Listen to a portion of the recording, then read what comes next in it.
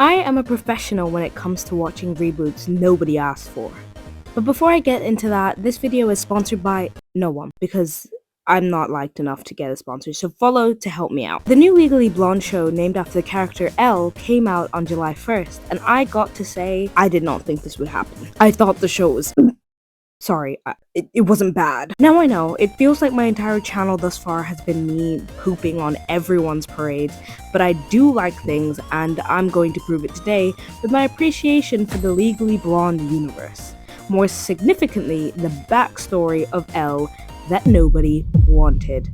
The show starts off with Elle leaving behind her perfect LA life and moving to Seattle because her father botched a nose job. Great! What's it called? Seattle's elite. Because the other doctor's from Seattle? Because the practice is in Seattle. And they're opening an office here? No, the office is in Seattle. And you'll commute to Seattle? Elle, we're moving to Seattle.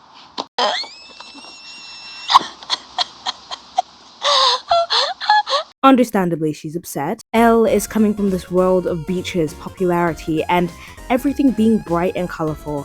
And then when she arrives in Seattle, where everyone looks like they haven't smiled since the Stone Age, like they were acting like she was the biggest asshole just because she liked wearing pink and she had a smile on her face. Hey. What's wrong with LA? Nothing. I think we just value different things here, like the planet and social justice, and not being totally entitled and sitting wherever we want in the cafeteria on our first day when some of us have spent 4 years earning this table. This is Kimberly, the show's antagonist / we are supposed to kind of like her later, but she still sucks. Kimberly hates Elle because she's white and blonde and not progressive enough. If woke was a city, it would have been Seattle because everyone is apparently vegan, no one wears suede, cares about fast fashion, and fights against every form of oppression. I feel like watching this reminded me of how everyone was back in 2020 because they decided to be extremely woke and list every oppression card that they had. Hi, I'm Zelda, and I am a she, her, they, them, black, neurodivergent demigod, plus-sized, working-class alpha dog with a tendency of narcissism and OCD. Yeah, no. As Elle settles into her new school, her and Dustin, the mysterious British boy locker partner that probably used to pick his nose during math class, but you still had a crush on him anyway, became good friends. I think initially, I definitely thought the guy was an asshole, and on top of that, I couldn't decide whether he was charming or slightly terrifying. And somehow he grew on me when he was not doing that intense Kubrick stare he usually had.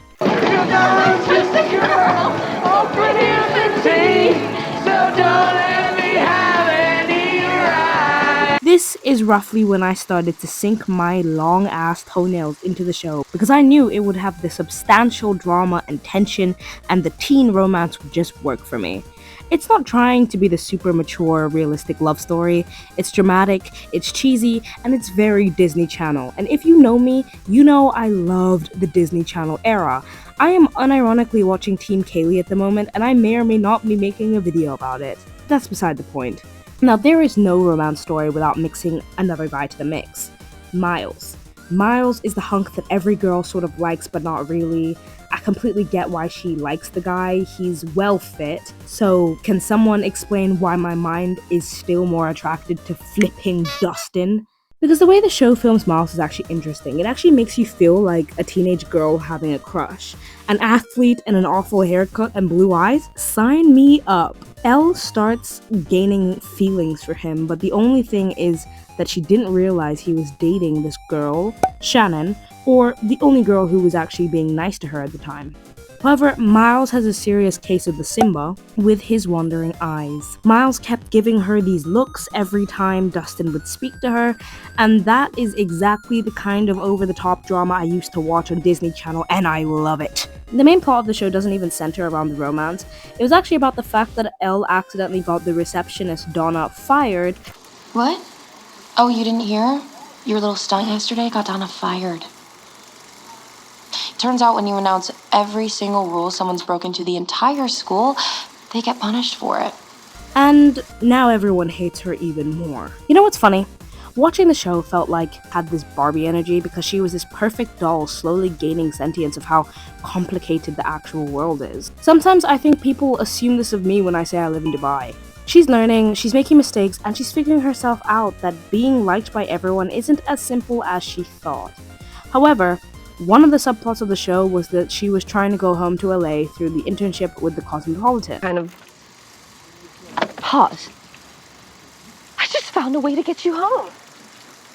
Cosmo's doing a semester-long internship in LA. Oh my god. So to do that, she thought helping Donna get her job back would boost her chances, so she ventured into it. This is where I started to see a bit of a selfish streak in Elle, because she presents everything like it's for the greater good, but sometimes it felt like she was only chasing popularity that comes with being a good person. And as predicted, Kimberly and Liz have romantic feelings for each other, and I don't know if that was supposed to try and make me like Kimberly, but Liz is still probably one of my favorite characters. She's cool, she's funny, and she feels like one of those only people that isn't completely caught up in popularity games. I do got to say that whoever casted her mom did a perfect job. Not only does she look so similar to the actress in the first movie, I will say she really did the shallow, funny bimbo so well. Do I have an eyelash? Yeah. You're sad? He's sad? His face tattoos. What do teardrops mean? That he's killed 3 people, and he wants us to know. Just made eye contact with him. I'm a target. I would die for that woman. The jokes are so quick and witty, and I think that's why the comedy works for me. It doesn't sit there waiting for you to laugh, it throws a joke and it keeps on moving. One criticism that I do have about the show is the 90s aesthetic. I don't know if it was just me, but I'm not fully buying it. They keep telling us it's 1995, but visually it sometimes feels more like watching To All the Boys I've Loved Before. Like, why didn't they just use a vintage camera for the VHS scenes instead of doing whatever this is? Tell us why you think Donna's Okay. back. Why am I so nervous for this? And action. Nearing the end, Donna gets unfired, everyone's happy, and Shannon comes back to reveal in front of everyone that Elle kissed her now ex-boyfriend, Miles, a day after they broke up and the night her mother died. I kissed Elle. What? After homecoming, I kissed Elle. Get away from me, Miles! Didn't mean to hurt you, Shannon. My mom's memorial.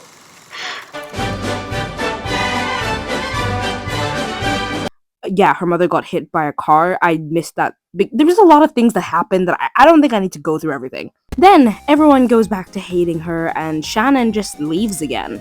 Mind you, she came back just to do this. Like, she admits to this in the final episode. The finale is where I had the biggest problem with the show, because I understand why people were upset with Elle. She wrote an essay a long time ago to the Cosmopolitan about people in her life, and some of the things that she said about the Seattle people were not very nice. Her mom went behind her back and posted it. But the reaction, I just think everyone was doing way too much. Because the thing that bothered me is that everyone was looking at her with this disgust. And they were not as welcoming to Elle when she came. She arrived in Seattle and people immediately judged her because she was bubbly and wealthy and from LA.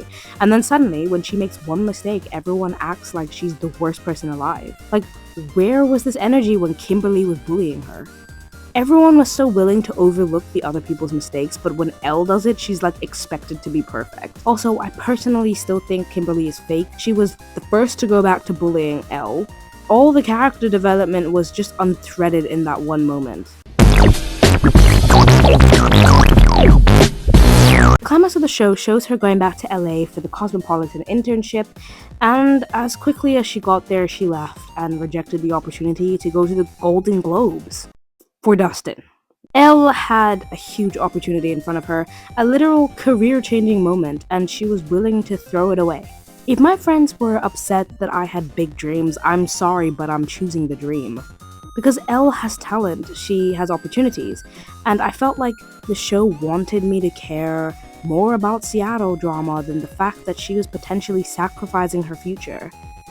It felt like everyone wanted Elle to understand them, but nobody was trying to understand Elle. Season 1 ends with Dustin kissing her. I think my issue with the show are sadly fundamental to what they're trying to be. I do have to say that Elle in the show is not the Elle we see in the Legally Blonde movie. In the film, she's back to superficial and ends up dating an asshole who dumps her anyway. The whole law thing doesn't come from her incredible teenage years, but rather her trying to impress a man. So I don't think this is a show I'd want to watch before the movie because it makes no sense as to why she is the way that she is now. As I said before, I did really enjoy the show. I thought it was such a fun watch, and I'm definitely going to be watching the next season.